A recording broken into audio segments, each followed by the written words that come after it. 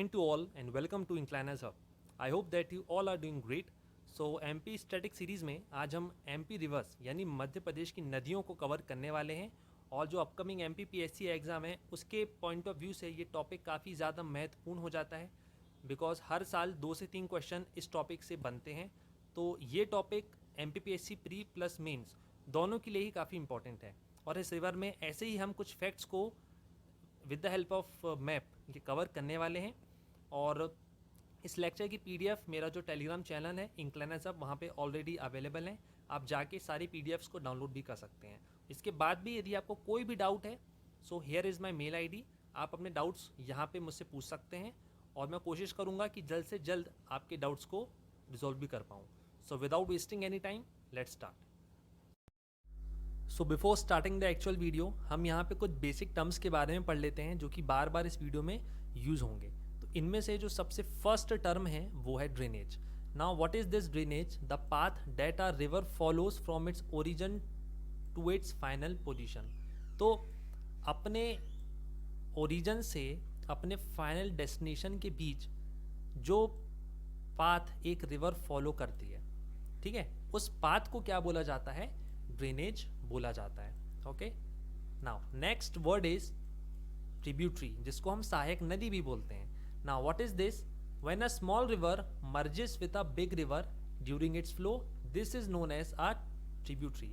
तो जब भी कोई एक बहती हुई नदी को छोटी छोटी नदियाँ अलग अलग जगह में मिलती हैं कुछ इस तरीके से, तो ये जो नदियाँ हैं इन नदियों को क्या बोला जाता है? सहायक नदियाँ यानी कि ट्रिब्यूटरीज बोला जाता है।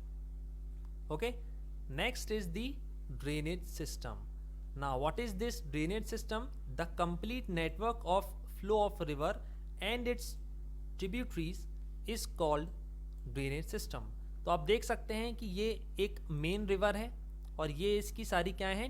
ट्रिब्यूटरीज हैं और इन सब ने मिलकर क्या बनाया हुआ है? एक नेटवर्क बना के रखा हुआ है और इसी नेटवर्क को बोला जाता है drainage basin. Okay, now drainage basin, sorry drainage system बोला जाता है। अब हम पढ़ेंगे ड्रेनेज बेसिन के बारे में। Now drainage basin is the area covered under the drainage system and this is known as drainage basin.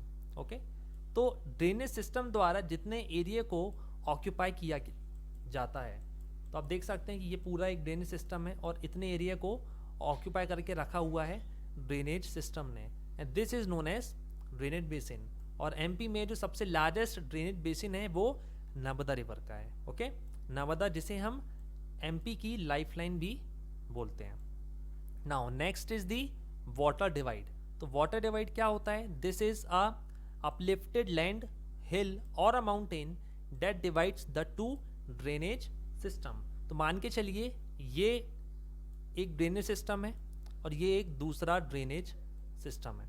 Okay, जब इसको एक अपलिफ्टेड लैंड द्वारा डिवाइड किया जाता है, सेपरेट किया जाता है, सो इस पर्टिकुलर लैंड को हम क्या बोलते हैं? वाटर डिवाइड बोलते हैं। ओके, ध्यान रखिएगा, ये वाटर डिवाइड हमारा लैंड भी हो सकता है, माउंटेन भी हो सकता है, माउंटेन रेंजेस भी हो सकता है, ठीक है, जो दो ड्रेनेज सिस्टम को डिवाइड करके रखती है।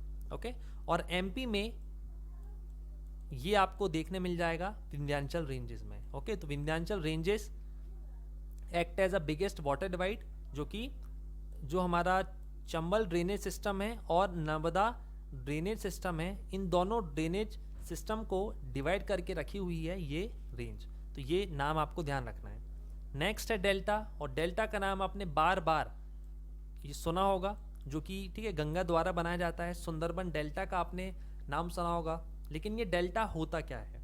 ठीक है, तो ठीक है, समुद्र से मिलने के ठीक कुछ ये किलोमीटर पहले नदी जो अपने साथ सेडिमेंट्स बहा के लाती है, तो इस सेडिमेंट्स के कारण होता क्या है कि जो उसका स्पीड होती है इस रिवर की वो क्या हो जाती है? डिक्रीज हो जाती है और इसके कारण जो इसकी स्ट्रीम्स है वो अलग अलग ब्रांचेस में डिवाइड हो जाती है और ये कुछ इस तरीके का पैटर्न बनाती है। ठीक है, इस तरीके का पैटर्न, और इसी तरीके के पैटर्न को हम क्या बोलते हैं? डेल्टा बोलते हैं, जो कि गंगा नदी द्वारा बनाया जाता है। तो ये सारी चीज़ आपको ध्यान रखनी है। ओके,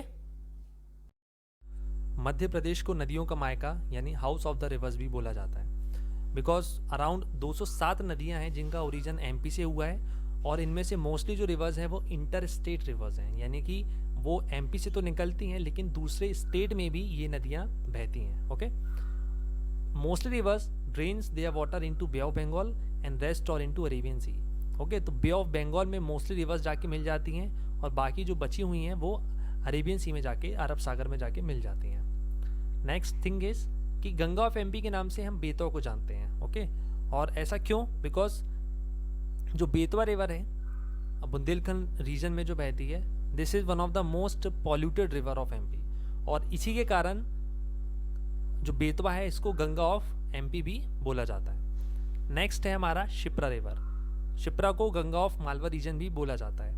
आप देख सकते हैं ये एमपी है, और एमपी का ये जो रीजन है, इस रीजन को बोलते हैं हम मालवा रीजन, और मालवा रीजन की जो गंगा है वो है शिप्रा, और जो शिप्रा नदी है इसी नदी के किनारे उज्जैन नगरी बसी हुई है, और महाकालेश्वर जो ज्योतिर्लिंग है वो भी इस नदी के किनारे बसा हुआ है. और इसी नदी पे हर 12 साल में सिंहस्थ मेला भी लगता है. तो ये जो मैंने आपको बात बताई है ये एक स्टैटिक जीके है जो आपको नोट अपनी कॉपी में कर लेना है. यदि हम बात करें डायरेक्शन वाइज कि किस डायरेक्शन में कौन सी रिवर फ्लो होती है, तो नॉर्दर्न डायरेक्शन में जो रिवर्स फ्लो होती हैं उनमें से है चंबल, जो कि एमपी की नॉर्दर्न बाउंड्री बनाती है.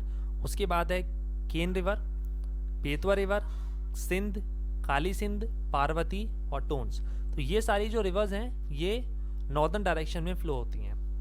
यदि हम ईस्टर्न डायरेक्शन में बात करें तो ईस्टर्न डायरेक्शन में एकमात्र रिवर है सोन रिवर, जो कि ईस्टर्न डायरेक्शन में फ्लो होती है, और बिहार में बेगूसराय करके एक ज़िला है वहाँ पे ये गंगा से मिल जाती है. यदि हम साउथ डायरेक्शन की बात करें तो साउथ में ऐसी 3 रिवर्स हैं जो कि सदर्न डायरेक्शन में फ्लो होती हैं. उनमें से सबसे पहली है वैनगंगा, वर्धा और पेंच. ओके, तो ये पेंच वही रिवर है जिसके नाम पे जो पेंच नेशनल पार्क है इसका नाम रखा गया है. ओके, और ये जो नेशनल पार्क है ये छिंदवाड़ा जिले के अंतर्गत आता है. ओके, और वेस्ट डायरेक्शन के बारे में यदि हम बात करें तो वेस्ट डायरेक्शन में नर्मदा, ताप्ती और माही रिवर, तो ये 3 रिवर्स हैं जो कि वेस्ट फ्लोइंग रिवर है. तो ये तीनों के नाम आपको स्पेशली मैं हाईलाइट कर रहा हूँ, ये इन तीनों के नाम आपको याद रखना है. इसमें से एक चीज़ और मैं आपको बताना चाहूँगा कि जो माही रिवर है ये एकमात्र भारत की ऐसी नदी है जो कि ट्रॉपिक ऑफ कैंसर को, यानी कि जो कर्क रेखा को 2 बार ये कट करती है. ठीक है, तो ये कुछ स्टैटिक पार्ट आपको ध्यान रखना है. अब हम 1 बाय 1 जितने भी जो मेजर रिवर्स हैं एमपी की और उनकी जो सहायक नदियाँ उसको 1 बाय 1 देखते हैं. Okay, now let's start with the Narmada river. तो नर्मदा रिवर जो कि एमपी की सबसे लॉन्गेस्ट रिवर है.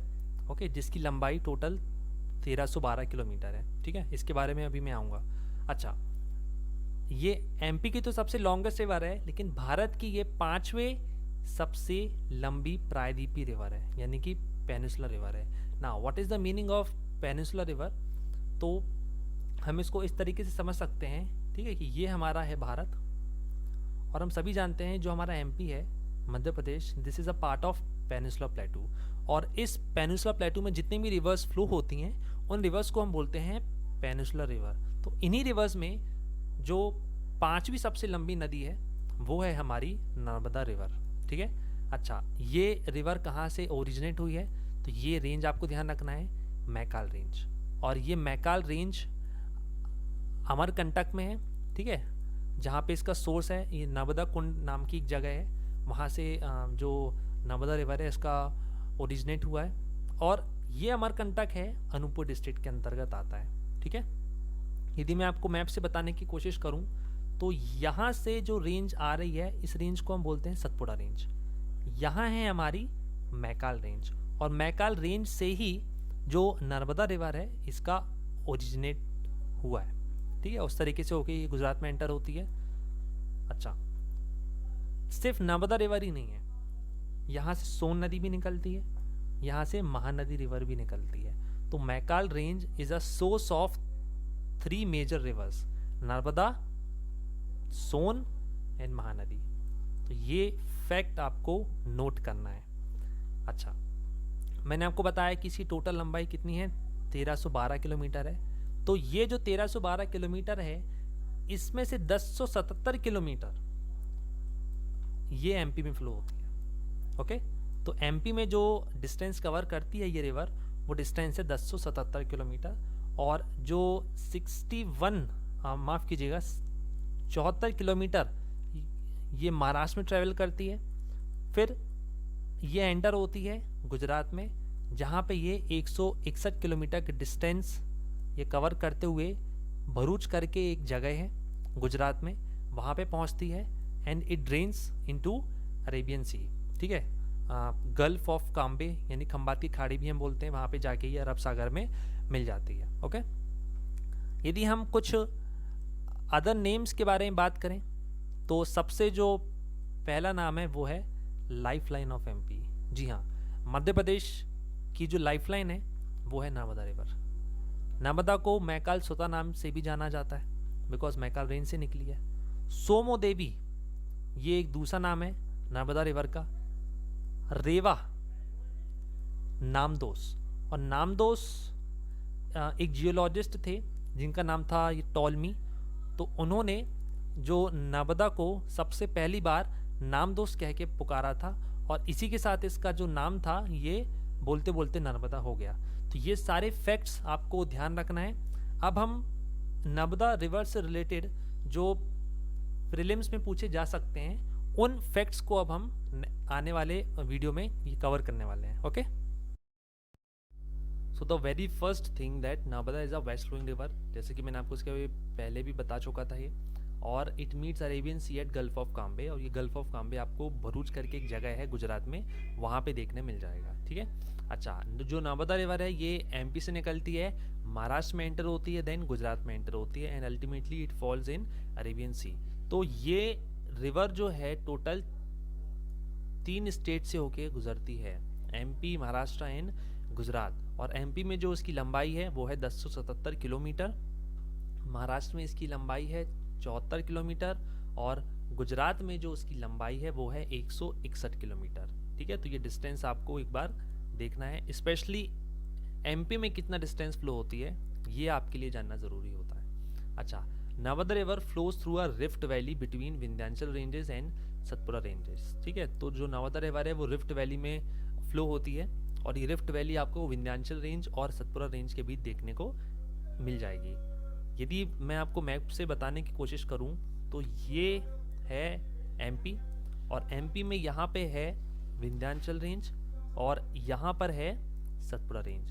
तो इसके बीच में एक घाटी है, एक वैली का फॉर्मेशन होता है, उस वैली को हम बोलते हैं rift valley. Now the question is that how this rift valley is formed. ठीक है, तो रिफ्ट वैली कुछ इस तरीके से फॉर्म होती है, मान के चलिए कि ये हमारा एक लैंड सरफेस है। ठीक है, अब इस लैंड सरफेस जैसे कि हम जानते हैं कि इनके नीचे क्या होती हैं, ठीक है, ये टेक्टोनिक प्लेट्स होती हैं। तो जब ये टेक्टोनिक प्लेट्स एक दूसरे से दूर जाती हैं तो इसके कारण होता क्या है कि ये वाला जो पार्ट होता है ये नीचे की तरफ आ जाता है और इसके कारण कुछ इस तरीके का स्ट्रक्चर देखने को मिलता है और इसी को हम क्या बोलते हैं, रिफ्ट वैली बोलते हैं। ओके, तो ये रिफ्ट वैली में फ्लो होती है नर्मदा रिवर और ये रिफ्ट वैली आपको एमपी में विंध्याचल रेंज और सतपुरा रेंज के बीच देखने को मिल जाएगी। नेक्स्ट फैक्ट है कि it does not form a delta but it forms a 27 kilometre long estuary. Now delta के बारे में तो मैं आपको ठीक है बता चुका हूँ कि डेल्टा क्या होता है, बट यहाँ पे एक वर्ड आया है एस्चुरी। अब आप इसको समझ लो कि एस्चुरी क्या होता है। ठीक है, तो एस्चुरी क्या होता है, जब भी फ्रेश वाटर मतलब जो एक नदी का पानी जब समुद्र के पानी से मिलता है तो ये जो रीजन होता है इस रीजन को बोला जाता है एस्चुरी। ठीक है, और यहाँ का जो पानी होता है ये हल्का सा सॉल्टी भी होता है बिकॉज फ्रेश वाटर है ना, ये समुद्र के पानी से मिल रहा है और समुद्र का पानी क्या होता है, सॉल्टी होता है। तो यहाँ पे ये एस्चुरी बनता है। ठीक है, तो ये बात आपको ध्यान रखना है कि जो नर्मदा रिवर है वो डेल्टा का फॉर्मेशन नहीं करता ही, it forms a estuary. Okay, in Gujarat. Next है कि ये जो नर्मदा रिवर है एमपी के टोटल 15 जिलों से होके गुजरती है और ये हैं वो 15 जिले, और इनमें से जो मेजर सिटीज़ हैं, ठीक है, वो हैं जबलपुर, और जबलपुर में आपको भेड़ाघाट देखने को मिल जाएगा जो कि रिसेंटली यूनेस्को की जो अभी लिस्ट है, ठीक है, टेंटेटिव लिस्ट में ऐड हुआ है। होशंगाबाद, अनूपपुर, ठीक है, खंडवा, तो ये कुछ मेजर सिटीज़ हैं, इस नदी के किनारे ये सिटीज़ बसी हुई हैं। तो ये सारे फैक्ट्स आपको ध्यान रखना है, और इनमें लास्ट ईयर एग्जाम से क्वेश्चन बन चुके हैं, और इन क्वेश्चंस को जैसे कि मैंने बताया था कि हम इस वीडियो के आखिरी में एक एक करके जितने भी क्वेश्चंस बन सकते हैं उन सबको हम इस वीडियो के एंड में देखेंगे। ओके, अब हम देख लेते हैं major falls made by Narmada river. So first जो फॉल है वो है धुआंधार फॉल, और ये धुआंधार फॉल आपको भेड़ाघाट करके एक जगह है जबलपुर में, यहाँ पे देखने को मिल जाएगा। और ये जो फॉल है इसकी हाइट है 30 मीटर, आप देख सकते हैं यहाँ पे। तो यहाँ से ये नर्मदा रिवर गिरती है और उसकी जो हाइट है वो 30 मीटर है। और इसी के साथ साथ यहाँ पे वर्ल्ड फेमस जो संगमरमर के जो पत्थर हैं ये भी आपको भेड़ाघाट में देखने मिल जाएंगे, आप जाके उसे गूगल कर सकते हैं। और ये वर्ल्ड लेवल में काफ़ी ज़्यादा पॉपुलर है ये साइट, और रिसेंटली इसे यूनेस्को की वर्ल्ड हेरिटेज टेंटेटिव लिस्ट में भी ऐड किया गया है। और ये रिसेंट की न्यूज़ है, तो ये यहाँ से क्वेश्चन बन सकता है, तो ये बात आपको ध्यान रखना है। नेक्स्ट है आपका कपिलधारा वाटरफॉल, ठीक है, और ये जो अभी पीएससी हुआ था 2020 में, उसका ये पी का क्वेश्चन है। वहाँ पे क्वेश्चन पूछा गया था कि which of the following waterfall made by river Narmada, तो उसका ऑप्शन था ये कपिलधारा। तो ये बात आपको ध्यान रखना है, ठीक है, कि कपिलधारा हमारा नर्मदा रिवर के द्वारा बनाया जाता है। और ये जो फॉल है ये अमरकंटक के पास है ना, अमरकंटक यानी अनूपपुर जिले के अंतर्गत आता है, जैसे कि मैंने आपको पहले बताया था। तो अमरकंटक में आपको ये वाला वाटरफॉल देखने को मिलेगा, आप साइड में देख सकते हैं, ये है वो वाटरफॉल। नेक्स्ट है हमारा सहस्त्रधारा वाटरफॉल, और ये सहस्त्रधारा जो वाटरफॉल है ये आपको देखने मिल जाएगा महेश्वर की साड़ियाँ जो कि वर्ल्ड फेमस है, ठीक है। तो महेश्वर में ये सहस्त्रधारा वाटरफॉल बनता है, और महेश्वर जो है हमारा खरगोन जिले के अंदर आता है, ठीक है। इसके अलावा यदि हम कुछ और फॉल्स के बारे में बात कर लें तो उनमें से एक है मंदार फॉल, ठीक है। तो मंदार फॉल आपको ये खंडवा में देखने को मिलेगा। दुग्धधारा फॉल जो कि आपको अनूपपुर जिले के अंदर देखने को मिलेगा, ठीक है। तो अनूपपुर में ये यहाँ टोटल 2 हैं, एक है कपिलधारा और दूसरा है दुग्धधारा। तो यहाँ से आप एक चीज़ देख सकते हो कि जिन वाटरफॉल के आखिरी में धारा है वो सारे ही वाटरफॉल्स नर्मदा रिवर के द्वारा बनाए जाते हैं। तो ये फैक्ट आपको ध्यान रखना है। Now major tributaries of Narmada river, तो जो होती हैं ट्रिब्यूटरीज ये 2 तरीके की होती हैं, left bank tributaries and right bank tributaries. Okay, तो जब भी किसी रिवर को लेफ्ट पोर्शन से जो रिवर मिलती हैं उनको हम बोलते हैं लेफ्ट बैंक ट्रिब्यूटरीज, और जो राइट पार्ट से मीटअप करते हैं किसी रिवर को उनको हम बोलते हैं राइट बैंक ट्रिब्यूटरीज। और नर्मदा रिवर की ऐसी टोटल 41 ये ट्रिब्यूटरीज हैं, लेफ्ट बैंक और राइट बैंक दोनों को मिलाकर, और ये हैं उनके नाम। आप 1-2 बार यदि इस वीडियो को देखेंगे तो you will get to know, है ना, एटलीस्ट यहाँ पे आपको थोड़ा बहुत तो आइडिया लग जाएगा। इनमें से मैंने कुछ मेजर ये ट्रिब्यूटरीज यहाँ पे रखी हुई हैं, जिनमें से first and the most important जो है ट्रिब्यूटरी उसका नाम है तवा रिवर, और ये सबसे लॉन्गेस्ट है नर्मदा रिवर की ट्रिब्यूटरी जिसकी लंबाई 176 किलोमीटर है, और ये बैतूल करके जिला है हमारे सदर्न एमपी में, यहाँ से इस रिवर का ओरिजिन होता है। ओके, नाउ नेक्स्ट जो हमारा रिवर है वो है बंजर रिवर, और बंजर रिवर को लाइफलाइन भी बोला जाता है ऑफ कान्हा नेशनल पार्क, ठीक है।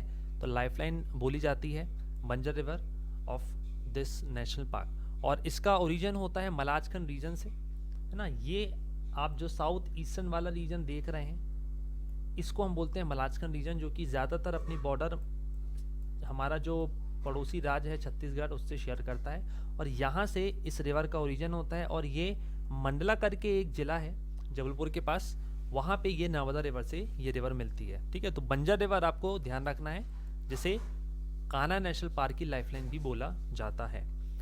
हिरन रिवर की यदि मैं बात करें तो हिरन रिवर जबलपुर के पास एक छोटा सा गांव है कुंडम करके, वहाँ से ये रिवर ओरिजिनेट होती है।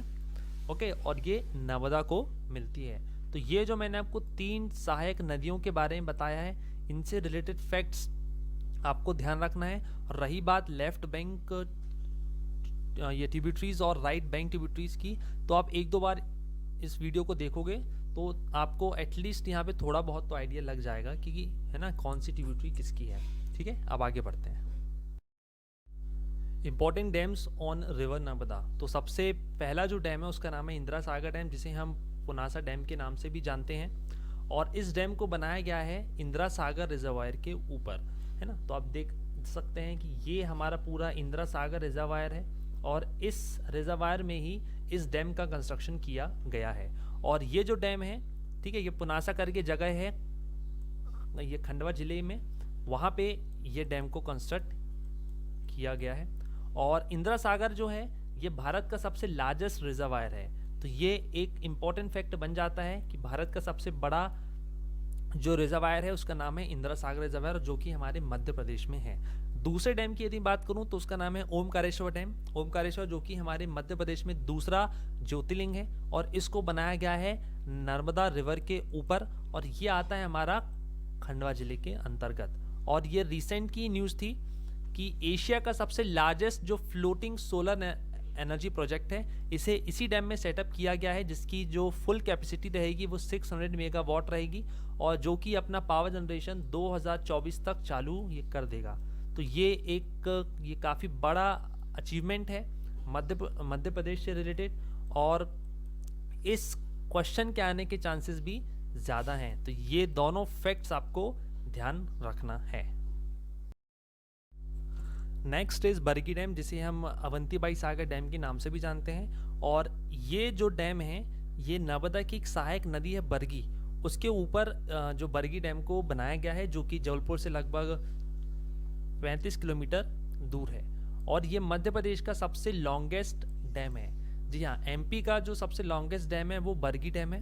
लेकिन यदि बात करूँ मैं भारत का सबसे लंबा डैम कौन सा है, तो वो होगा हमारा हीराकुंड डैम, ठीक है, जो कि हमारा उड़ीसा में है, महानदी के ऊपर बनाया गया है। नेक्स्ट हमारा है महेश्वर डैम, और महेश्वर डैम जो कि हमारा खरगोन जिले में है, और इसका जो ज़्यादातर पानी है ये इंदौर सिटी को सप्लाई किया जाता है। ठीक है, तो ये दोनों डैम्स ये कहाँ पर हैं, और स्पेशली जो बरगी डैम से रिलेटेड ये फैक्ट आपको ध्यान रखना है कि ये मध्य प्रदेश का सबसे लंबा डैम है, राइट।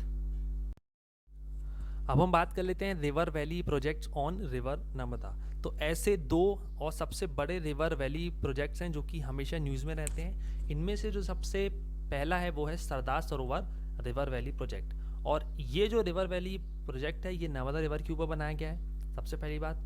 और दूसरी बात ये है कि ये केवड़िया करके एक जगह है गुजरात में, वहाँ पर सरदार सरोवर जो रिवर वैली प्रोजेक्ट है ये है। अच्छा, ये जो एंटायर प्रोजेक्ट है इसे 4 स्टेट्स द्वारा रन किया जाता है, और वो 4 स्टेट्स हैं मध्य प्रदेश, राजस्थान, गुजरात एंड महाराष्ट्र। तो ये बात आपको ध्यान रखनी है कि ये 4 स्टेट्स द्वारा इस रिवर वैली प्रोजेक्ट को रन किया जाता है, और इस रिवर वैली प्रोजेक्ट में पानी इन चारों राज्यों को भी मिलता है। ओके, नेक्स्ट है हमारा अवंतीबाई सागर प्रोजेक्ट, जिसे हम बरगी प्रोजेक्ट के नाम से भी जानते हैं। इसकी स्टार्टिंग हुई थी इन द ईयर 1990 में। नर्मदा रिवर के ऊपर ये जो प्रोजेक्ट है इसको रन किया जाता है, और ये सिचुएटेड है जबलपुर में। ओके, और इस वैली में जो ये जो प्रोजेक्ट है इसका पानी ज़्यादातर जबलपुर, मंडला, सिवनी और नरसिंहपुर तक इसके द्वारा पानी पहुंचाया जाता है for irrigation, for drinking purpose and for other domestic uses. तो ये दोनों जो रिवर वैली प्रोजेक्ट्स हैं इनको आपको ध्यान रखना है कि सरदार सरोवर ये कहाँ पर है और किन किन स्टेट्स द्वारा जॉइंटली इन रिवर वैली प्रोजेक्ट्स को रन किया जाता है। ओके, सो अभी तक हम जितना भी पढ़े हैं वन बाय वन हम जो प्रीलिम्स बेस्ड क्वेश्चंस को सॉल्व करेंगे। तो यहाँ पर फर्स्ट क्वेश्चन है, out of which of the following waterfall is not on river Narmada. इनमें से कौन सा वाटरफॉल नर्मदा रिवर में नहीं है। ठीक है, तो मैंने आपको बताया था कपिल धारा तो है ही, दुग्ध धारा भी है और भेड़ाघाट भी है। तो इसका जो राइट ऑप्शन होगा वो होगा भालकुन। तो ये जो वाटरफॉल है ये नर्मदा नदी पे नहीं है। नेक्स्ट क्वेश्चन है Mandar fall is located in which city. ठीक है, तो मंदार करके जो फॉल है इनमें से किस सिटी में है। ऑप्शन है हमारा खरगोन, खंडवा, अनूपपुर या महेश्वर। तो उसका जो राइट ऑप्शन होगा वो होगा ये खंडवा। ठीक है, तो इसमें कन्फ्यूजन हो सकता है यहाँ पे खरगोन और खंडवा में, लेकिन ये नाम आपको ध्यान रखना है। नेक्स्ट क्वेश्चन है which of the following is not true regarding Narmada river. इनमें से कौन सा स्टेटमेंट नर्मदा रिवर से रिलेटेड सही नहीं है। ऑप्शन है it flows through rift valley, जो कि ये करती है ना, रिफ्ट वैली पे ये फॉर्म करती नर्मदा विंध्याचल रेंज और सतपुड़ा रेंज के बीच। सेकेंड ऑप्शन है it forms a delta in Gujarat. जी नहीं, ये डेल्टा नहीं एस्टुडी का निर्माण करती है। तो उसका जो आंसर हमको मिल ही गया, तो option B is the right answer. ठीक है, तो ये सारे क्वेश्चंस आपको ध्यान रखना है, जिसमें से क्वेश्चन नंबर 1 जो है ये MPPSC ठीक है 2019 के प्री एग्जाम में पूछा जा चुका है। ओके, तो ये सारे जो आपको ये क्वेश्चंस हैं इनके आंसर्स को ध्यान रखना है। नाउ नेक्स्ट क्वेश्चन, और ये क्वेश्चन MPPSC 2014 में पूछा जा चुका है। तो क्वेश्चन है Narmada valley lies between which of the following mountain ranges, है ना। तो ऐसी कौन सी 2 माउंटेन रेंजेस है जिनके बीच नर्मदा वैली यानी कि नर्मदा घाटी पड़ती है। ऑप्शन है Bhander and Maikal, Satpura and Aravalli, Satpura and Vindhyachal, Vindhyachal and Aravalli. तो मैंने आपको ये काफ़ी अच्छे से बताया था कि ये है इस तरीके का हमारा मध्य प्रदेश, यहाँ पे है विंध्याचल रेंज और यहाँ पे है सतपुड़ा रेंज, और इन दोनों रेंजेस के बीच से ही जो नर्मदा रिवर है ये रिफ्ट वैली में फॉर्म करती है। ठीक है, तो इसका जो हमारा राइट ऑप्शन होगा वो होगा सतपुड़ा, यानी कि सतपुड़ा इन विंध्याचल, यानी कि ऑप्शन नंबर सी। नेक्स्ट है Asia's largest solar power project is set up in which of the following dam. ठीक है, तो एशिया का सबसे बड़ा सोलर जो ये प्रोजेक्ट है इनमें से किस डैम में सेटअप किया गया है। ऑप्शन है Indira Sagar dam, Omkareshwar dam, Bargi dam, Rani Laxmibai dam. तो उसका जो राइट ऑप्शन है ये है ओमकारेश्वर डैम। ठीक है, तो ओमकारेश्वर डैम में जो एशिया का सबसे बड़ा फ्लोटिंग, ये बात आपको ध्यान रखना है, फ्लोटिंग सोलर जो है ये प्रोजेक्ट को सेटअप किया गया है, जिसकी कैपेसिटी 600 मेगावाट है। राइट, नेक्स्ट क्वेश्चन है identify which one of the following is a west flowing river. और ये CDS में, मुझे ईयर तो ध्यान नहीं है, लेकिन CDS में ये क्वेश्चन आ चुका था कि इनमें से कौन सी नदी वेस्ट फ्लोइंग रिवर है। ऑप्शन है सोन, चंबल, नर्मदा और बेतवा। तो यदि मैं आपको मैप से बताने की कोशिश करूं तो जो सोन नदी है ये तो हमारी ईस्ट फ्लोइंग रिवर है, तो ये तो ऑप्शन होगा नहीं। यदि मैं बात करूं चंबल रिवर, तो चंबल तो एक नॉर्थ फ्लोइंग रिवर है। ठीक है, ये नॉर्थ डायरेक्शन में मूव करती है, तो ऑप्शन नंबर ए और ऑप्शन नंबर बी तो होगा ही नहीं। यदि मैं ऑप्शन नंबर सी की बात करूं, ठीक है, नर्मदा रिवर, तो नर्मदा रिवर जो है ये वेस्ट में फ्लो करती है। ठीक है, और बेतवा जो कि एक सहायक नदी है चंबल की, तो ये भी ऑप्शन होगा नहीं। तो जो हमारा राइट ऑप्शन होगा वो होगा सी, यानी कि Narmada river. Right, so this was all about the Narmada river, जहाँ पे हमने ऑलमोस्ट सारे फैक्ट्स को ये कवर किया हुआ है।